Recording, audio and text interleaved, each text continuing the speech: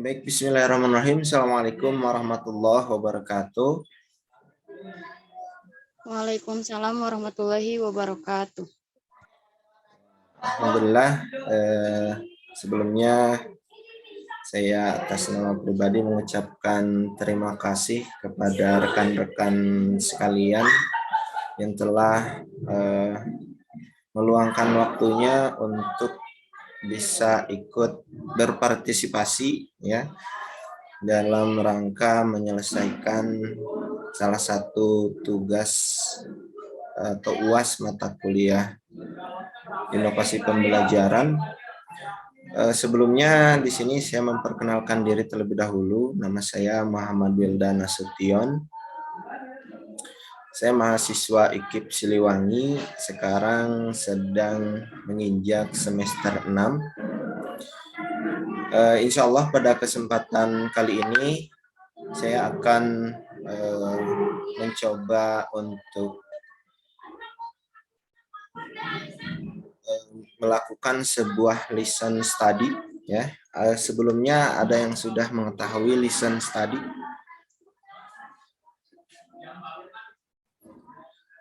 Dengan istilah listen study biasanya suka lewat gitu ketika perkuliahan. Ada yang pernah mendengar? Oke ya. Mungkin sedikit mengulas ya tentang listen study, yang mana listen study ini sebetulnya pada mulanya sejarah awalnya itu dimulai di negara Jepang di kisaran tahun 1870-an ya. Di mana listen study ini adalah sebuah metode berbasis praktik ya untuk mengembangkan profesionalisme guru. Gitu. Nah, kebetulan di sini para calon-calon guru-guru ya, calon guru-guru muda generasi Z ya, di mana memang perlu peningkatan profesionalisme guru gitu ya.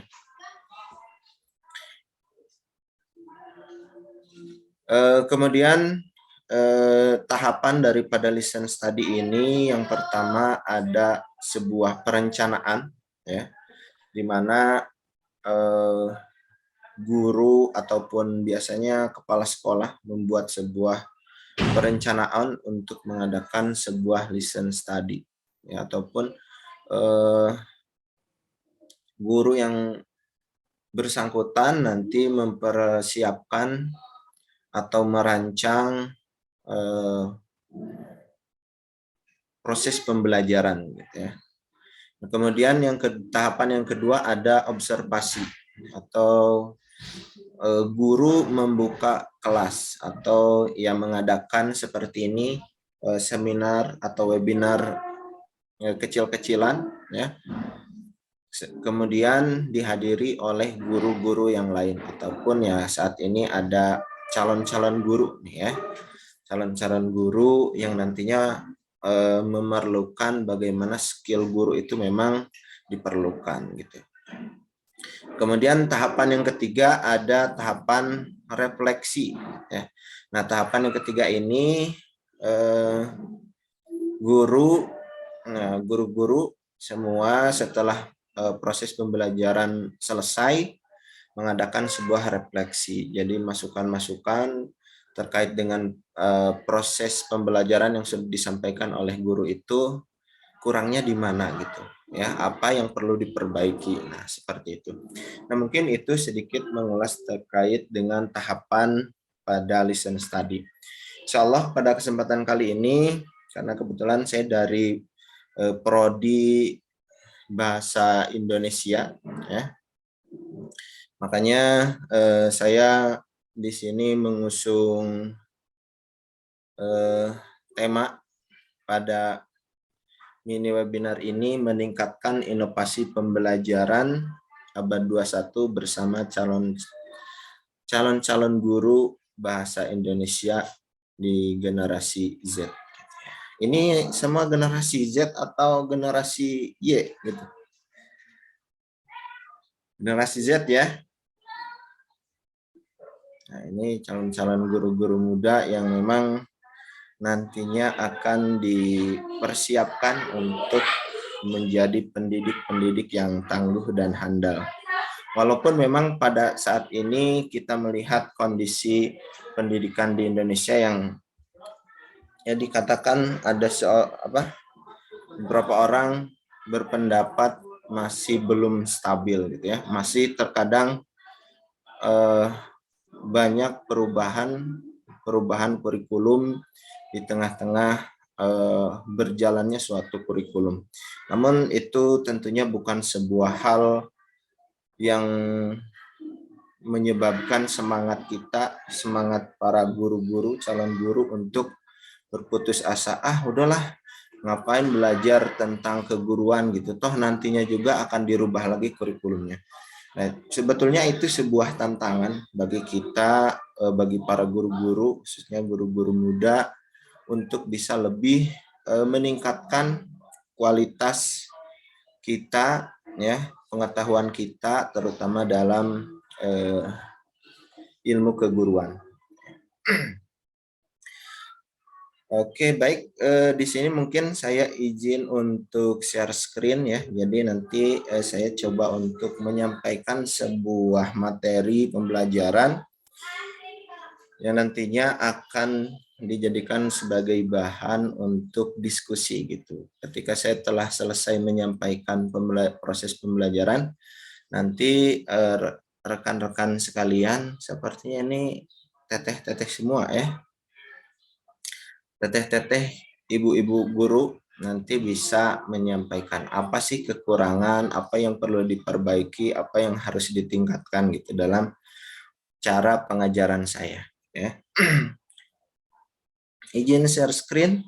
Sebelumnya di sini saya akan menampilkan terlebih dahulu RPP ya, atau rencana pelaksanaan pembelajaran gitu ya. Di sini saya sudah membuat sebuah RPP dengan waktu yang memang cukup terbatas gitu ya. Di sini saya hanya menggunakan waktu 1 kali 30 menit. Untuk materi pokoknya di sini ada mengenai tentang teks negosiasi. Nah, kemudian submaterinya menganalisis teks negosiasi. Di sini ada kompetensi dasar. Yang pertama untuk pengetahuan, di sini menganalisis isi struktur, orientasi, pengajuan, penawaran, persetujuan, penutup, dan kebahasaan teks negosiasi. Kemudian di kompetensi dasar untuk keterampilan, nah di sini ada mengkonstruksikan teks negosiasi dengan memperhatikan isi struktur atau orientasi penawaran dan penutup dan juga kaidah kebahasaan. Ini nanti mungkin bisa diulas kembali ya oleh rekan-rekan sekalian apabila memang perlu mengkaji secara lebih dalam lagi terkait dengan RPP ini. Insya Allah nanti untuk tahapan ini ada 3 kegiatan atau langkah-langkah pembelajarannya. Yang pertama ada pendahuluan, kemudian yang kedua ada kegiatan inti, dan yang terakhir ada penutup. Oke, saya rasa cukup untuk penyampaian RPP ya, atau rencana pembelajarannya. Di sini saya menyediakan sebuah media pembelajaran di mana ini sebelumnya sudah saya rancang gitu ya. Karena memang guru di zaman atau di abad 21 ini memang harus istilahnya sepintar-pintar gitu supaya murid itu nyaman, murid itu bisa dengan mudah memahami materi itu dengan memanfaatkan teknologi gitu ya. Oke, saya coba ingin menampilkan sebuah media pembelajaran yang sebelumnya saya buat.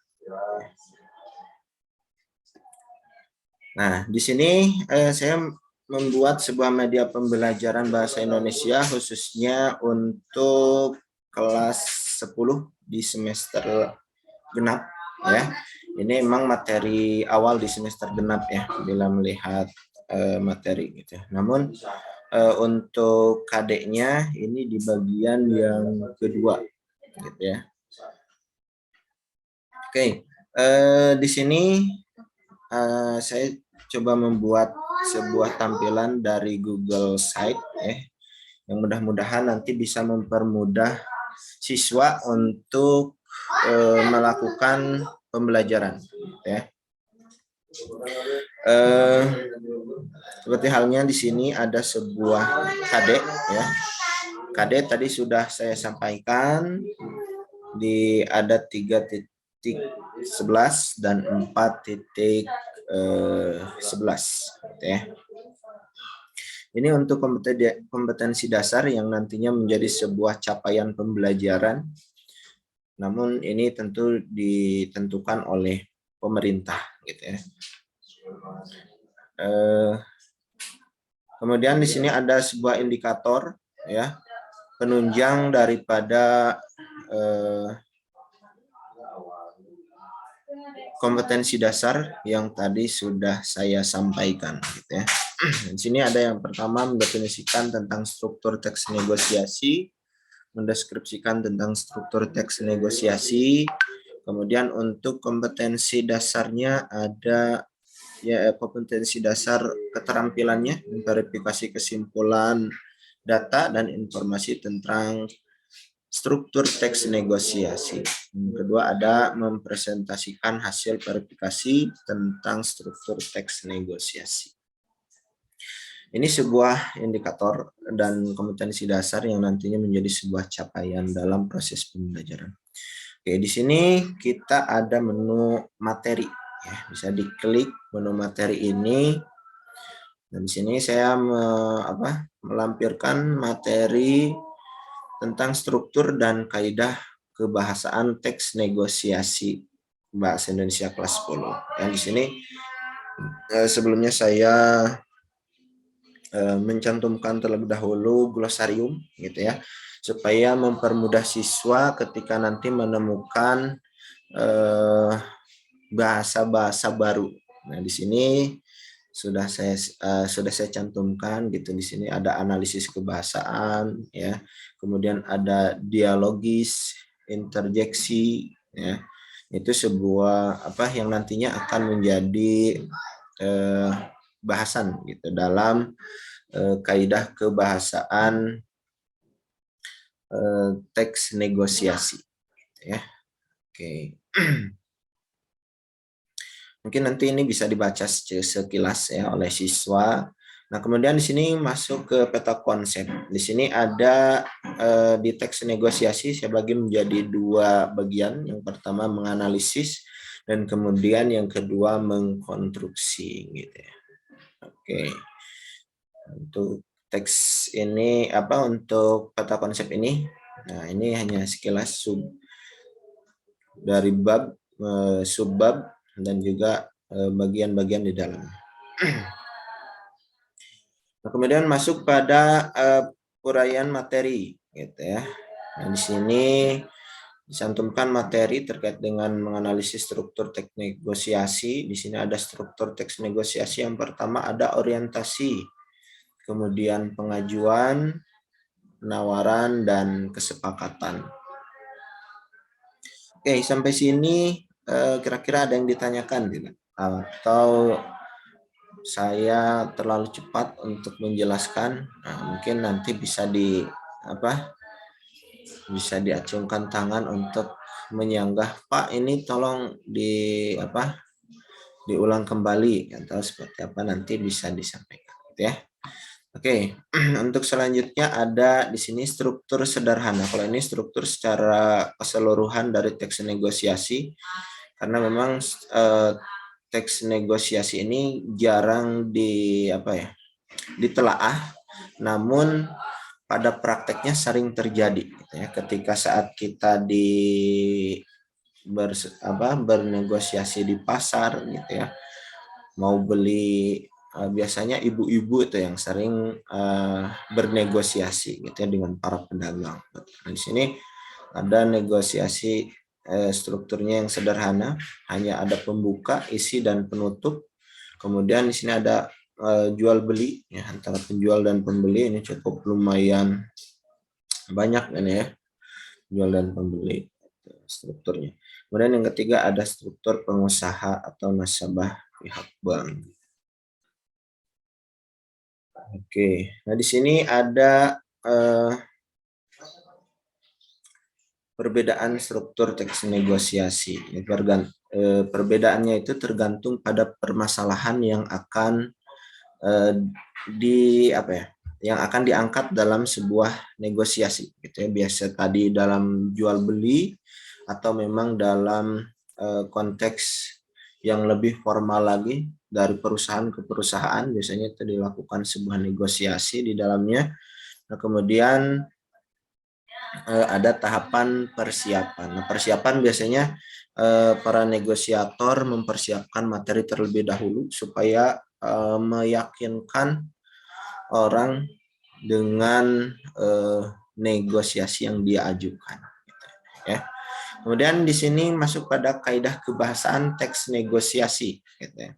Teks negosiasi ini memiliki beberapa kaidah kebahasaan. Di sini ada seperti bahasa yang persuasif, yang merupakan bahasa yang bersifat merayu atau membujuk, gitu ya, menarik perhatian seseorang.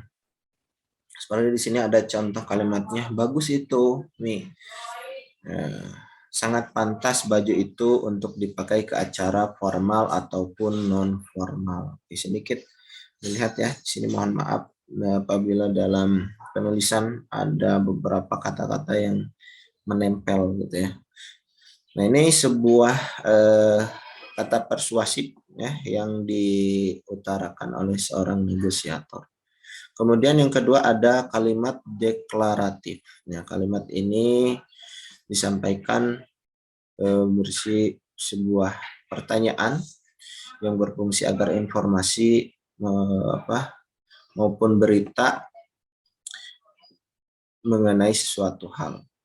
Kemudian yang ketiga ada kesantunan bahasa. Nah, dalam kaitannya negosiasi gitu ya, bila kita lihat negosiasi yang mendapatkan hasil yang dituju itu apabila sang negosiator itu memang menggunakan bahasa yang pertama baku gitu ya, ataupun ya kalau memang tadi yang pertama ya permasalahannya hanya jual beli biasa, ya mungkin bahasa yang digunakan tidak harus mesti bahasa baku gitu ya, namun bahasa yang digunakan harus lebih sopan, lebih santun, tidak ada pihak yang tersinggung gitu ya dalam sebuah negosiasi.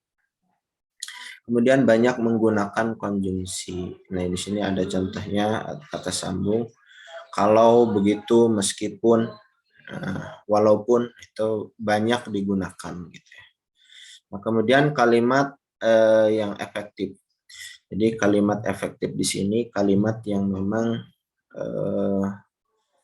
kalimatnya itu simple ya, singkat, jelas, namun orang yang dinego oleh kita itu bisa memahaminya gitu ya. Nah, ini maksud daripada kalimat efektif. Jadi tidak ngelantur ke sana kemari gitu ya. Biasanya kalau negosiasi orang minjem uang itu dia tuh tidak menggunakan kalimat efektif gitu ya. Dia tuh ngalir ngidul permasalahan dia seperti apa. Nah, itu tidak disarankan dalam sebuah negosiasi. Oke, yang kemudian selanjutnya ada berisi pasangan tuturan gitu ya. Biasanya di pasangan tuturan ini diantaranya ada yang mengucapkan salam, kemudian ada yang membalas salam, kemudian ada yang bertanya, ini berapa harganya Pak? Kemudian ada yang menjawab, Kemudian ada yang meminta tolong, Pak, bisa tolong perlihatkan ini barangnya seperti apa. Nah, itu terjadi sebuah pasangan tuturan. Kemudian yang selanjutnya ada bersifat memerintah dan memenuhi perintah, gitu ya. Nah, ini sebetulnya sama dengan pasangan tuturan, gitu ya. Kemudian yang selanjutnya ada menggunakan pronomina persona. Nah, kata pronomina atau kata ganti ini merupakan satu jenis kata yang menggantikan nomina ataupun prosa, seperti halnya saya ataupun Anda. Gitu. Banyak menggunakan kata ganti.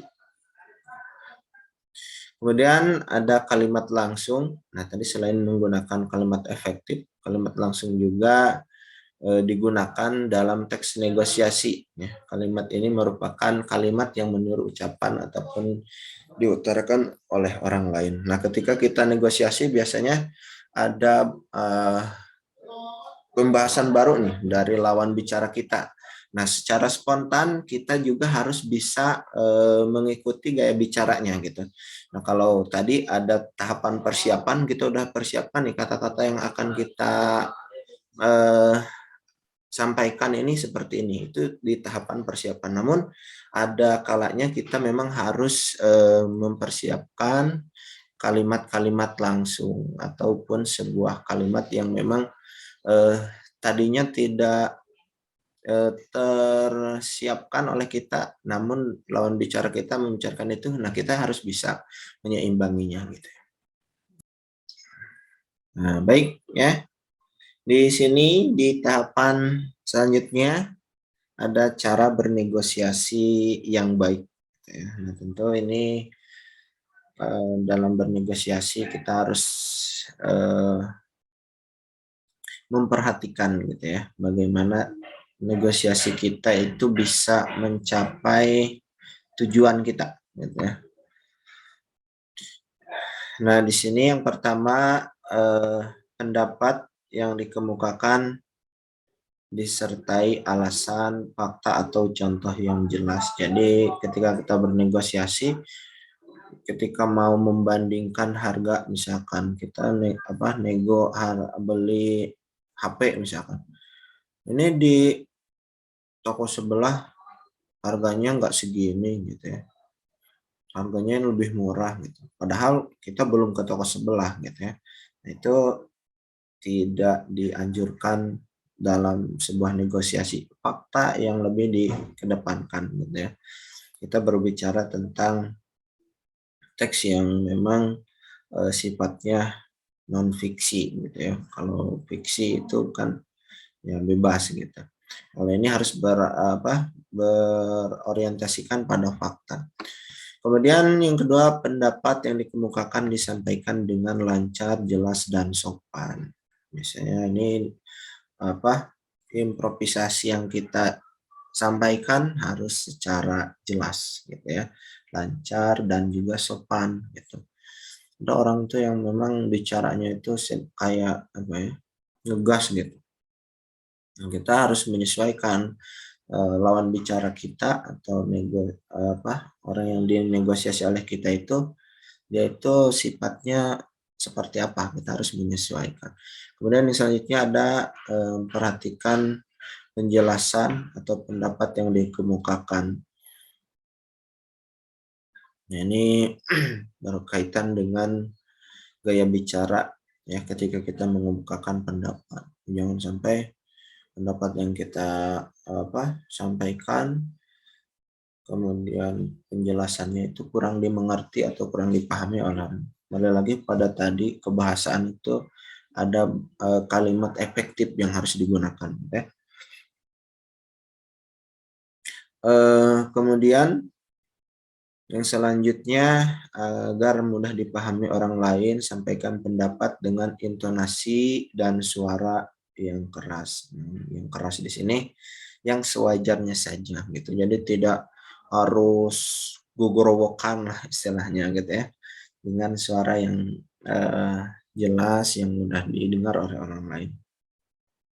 Kemudian di sini ada berbicaralah dengan sopan dan bijaksana saat menyampaikan pendapat. Gitu ya.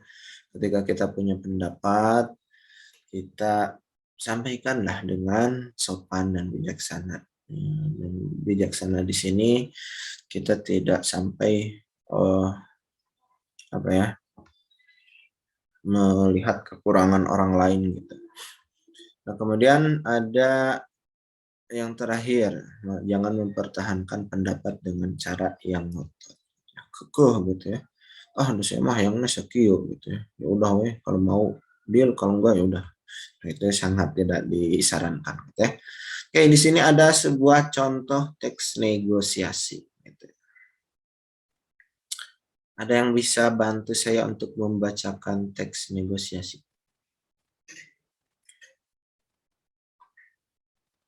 Dari jumlah peserta ada 8 orang.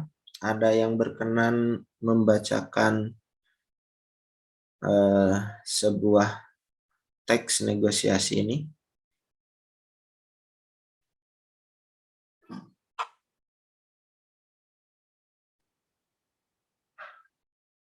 Tidak ada?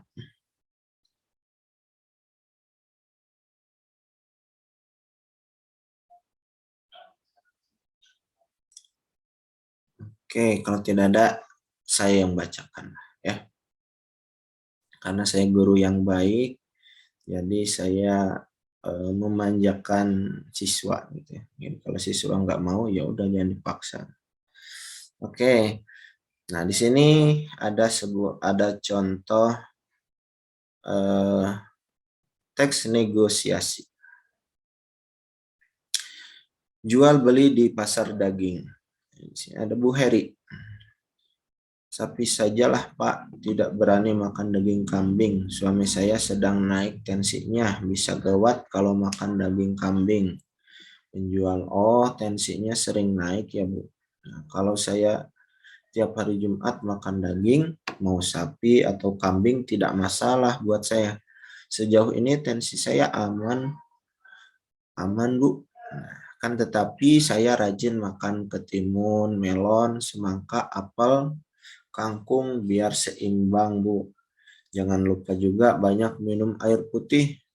Kemudian satu lagi yang terpenting adalah harus ikhlas Bu.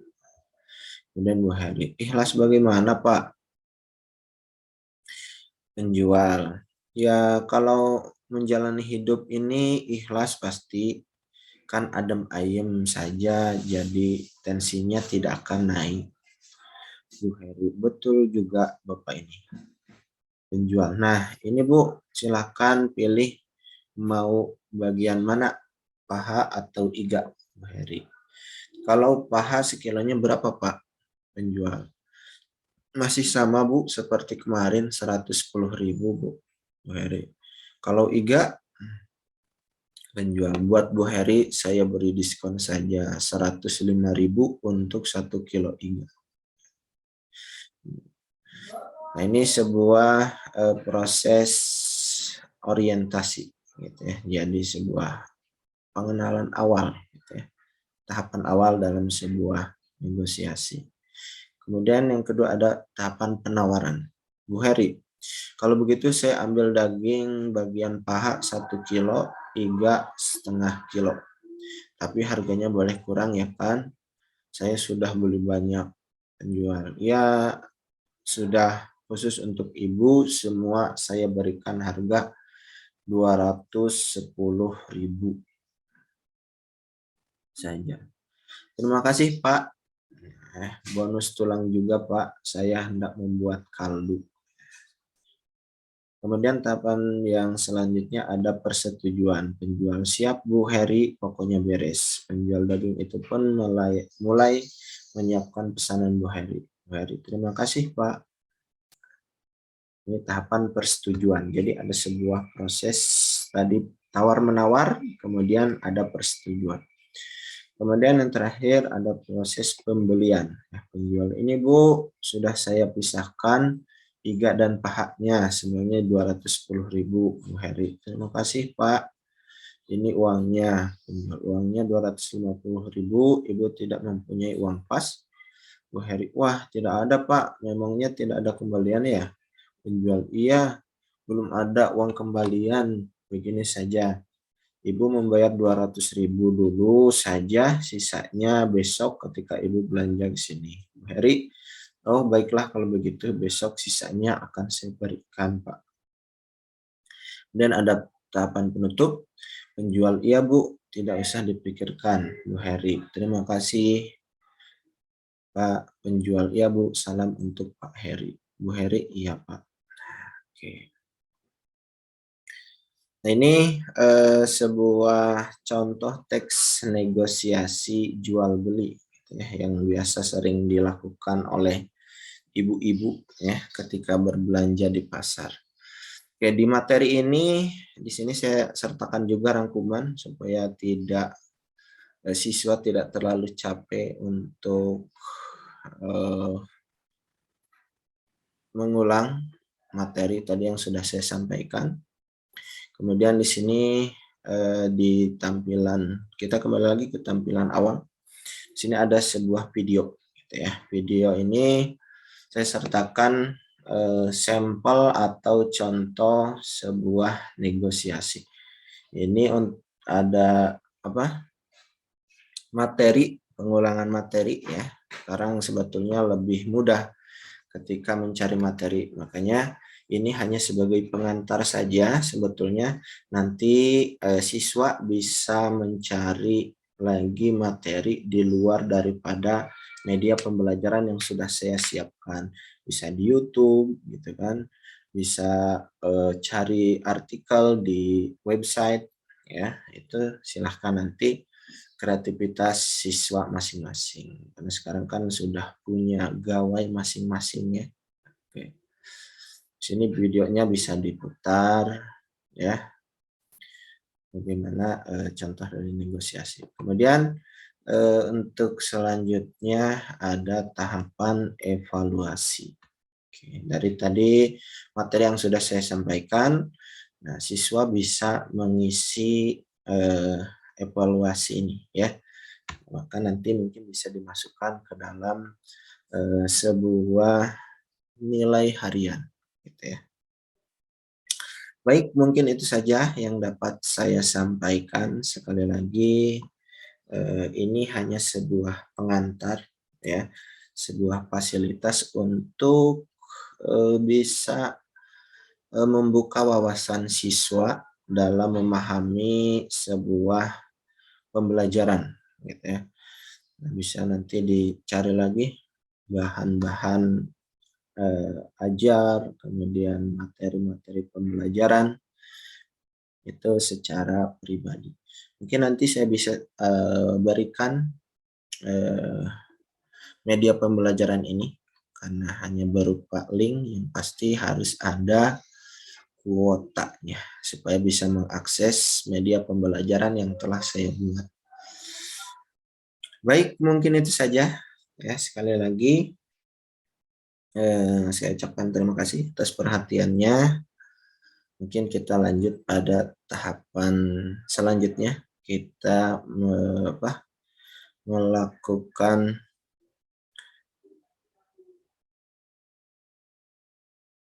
refleksi gitu ya, ataupun diskusi terkait dengan materi tadi yang sudah saya sampaikan.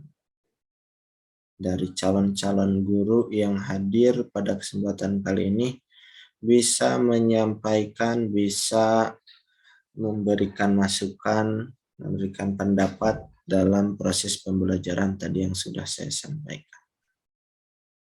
Oke, saya izin stop share.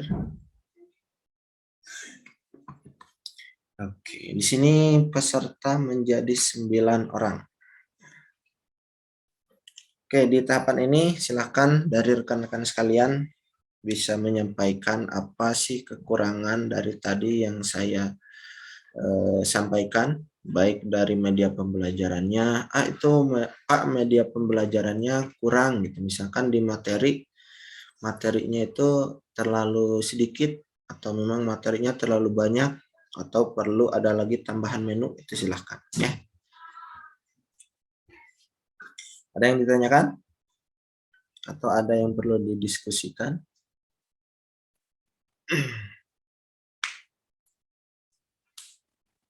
Tanggapannya aja deh dulu ya. Tanggapannya. Tadi saya menyampaikan materi seperti apa. Teknopi, tanggapannya seperti apa?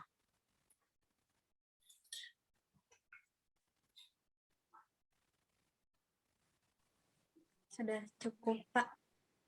Sudah cukup. Teknopi kalau tahu dari prodi apa?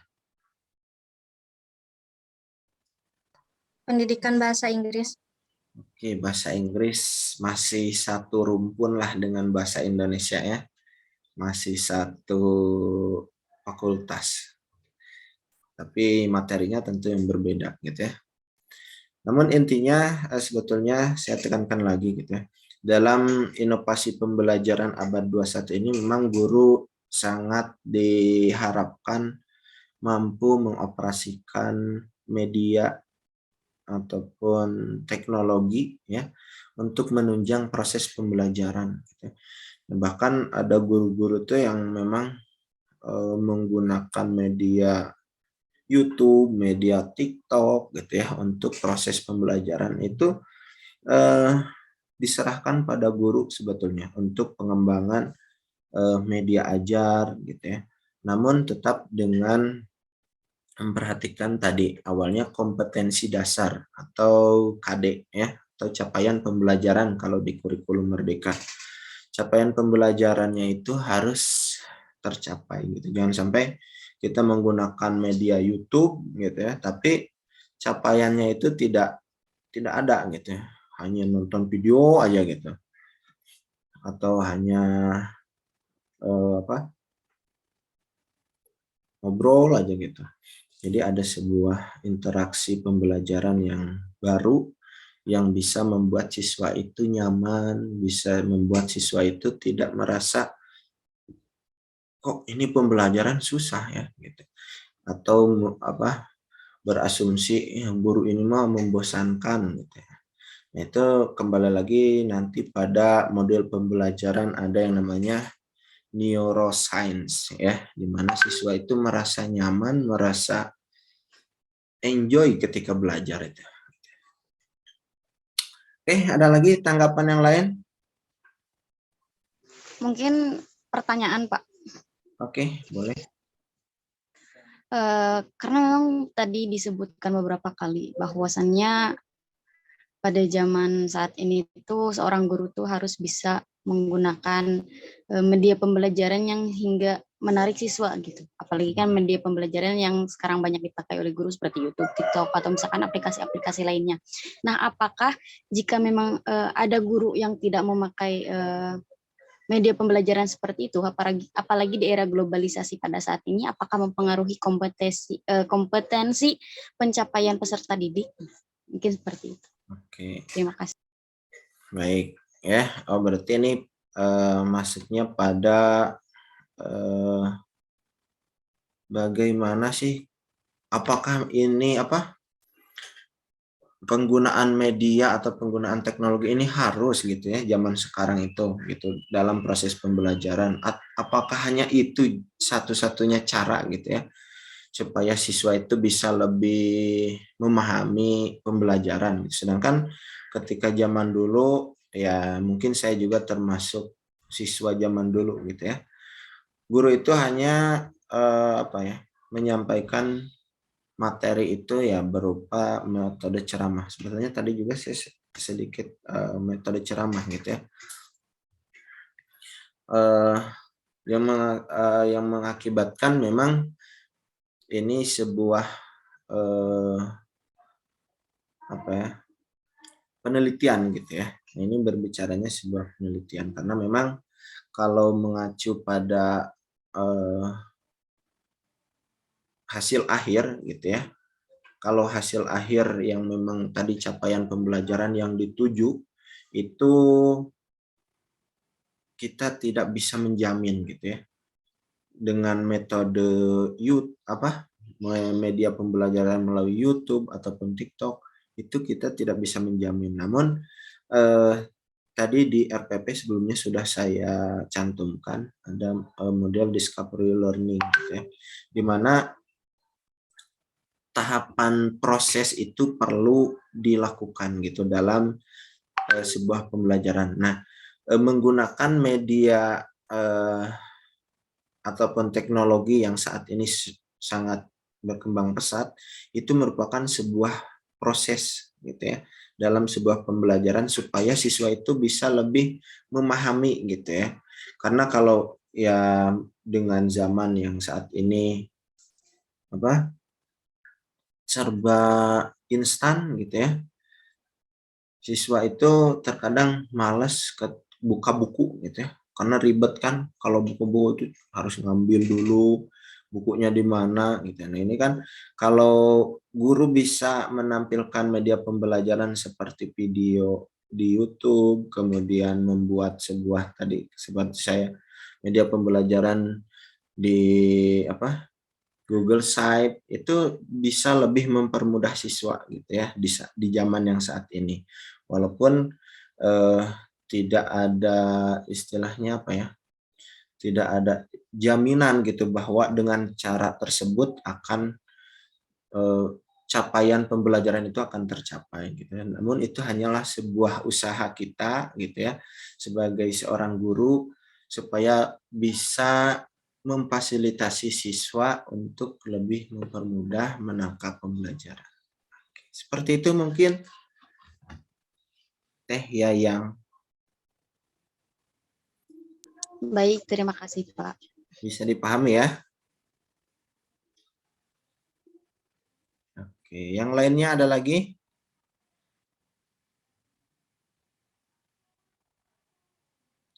Oke, sepertinya sedang gangguan teknis ini ya.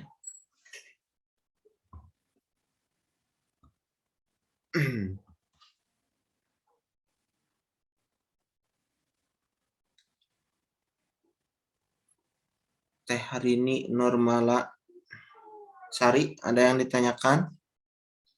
Atau ada yang perlu saya perbaiki dalam proses mengajar?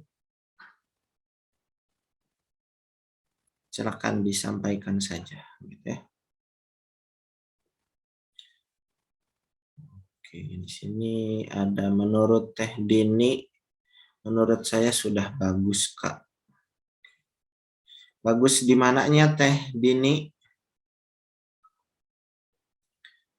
Di media pembelajarannya atau penyampaian pembelajarannya?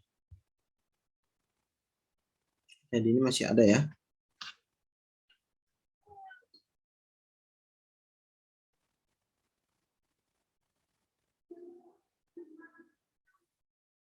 Oke, sepertinya sudah mulai berkurang nih semangatnya.